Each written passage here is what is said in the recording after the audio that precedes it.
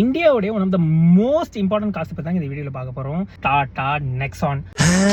இப்போதான் பிரைட் ஆரம்பிக்கலாம். ஸோ நெக்ஸானை பற்றி இந்த வீடியோவில் தெளிவாக பார்ப்போம். இந்த மாதிரி பல இன்ஃபர்மேட்டிவான கார் தெரிஞ்சுன்னா நீங்கள் நம்ம சேனலில் ஒரு ஃபாலோ மட்டும் தட்டிக்கோங்க.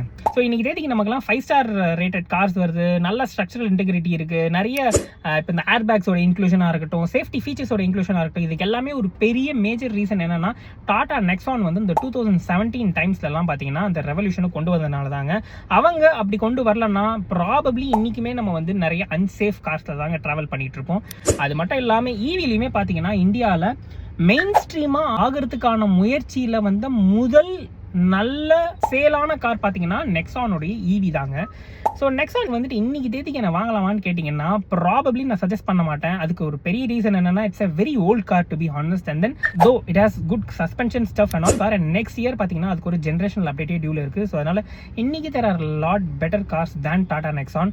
அடுத்த வருஷம் அதை பற்றி இந்த ஒப்பீனியன் நான் மாற்றிக்கிறதுக்கான வாய்ப்பு ரொம்ப அதிகமாக இருக்குது. ஏன்னா ஜென்ரேஷன் அப்டேட் வரப்போகுது. அண்ட் டெஃபினட்டாக டாட்டாவோடைய one of the best selling கார்ஸுக்கு அவங்க ஒரு சூப்பர் அப்டேட் கொடுப்பாங்கன்றதான் நானும் எதிர்பார்க்குறேன்.